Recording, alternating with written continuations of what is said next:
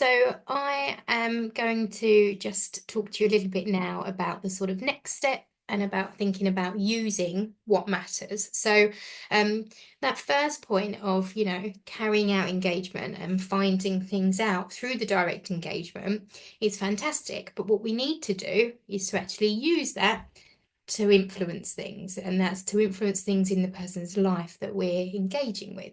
And that can be at all different levels. So, when we were sort of considering how a person can influence, we looked at the sort of circles of influence model. And all of these things are interconnected. They all affect each other.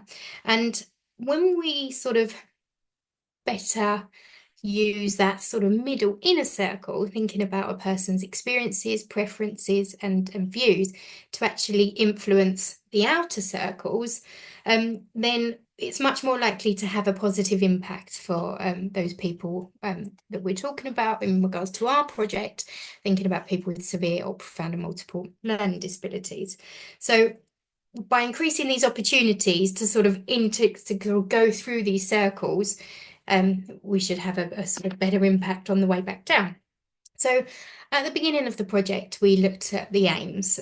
So the purpose of this project was thinking about learning through direct engagement to influence policy.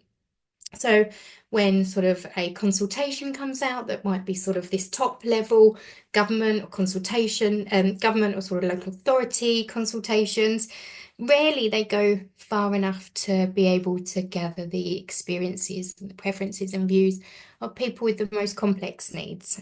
So that's what the sort of we wanted to challenge really through this project.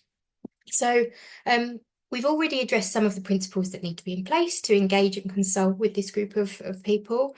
And as we've said before, some of the main things, thinking about time and sort of funding constraints, I think that's often why some of these sort of higher level consultations aren't necessarily extended to this group. So people with severe and profound and multiple learning disabilities are probably people that are the most likely to access and to rely on statutory services. And yet, if we're not really directly consulting with them, then, are we going to be able to get this right? And if we get it right for the people with the most complex needs, then it's almost certainly going to be accessible and successful for everybody else. So as we progress through this project, we also established that actually there's so many more areas for influence for people with severe or profound multiple learning disabilities. And,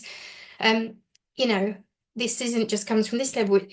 The higher level sort of underpins all of the sort of services and support that they might access in their sort of day-to-day lives.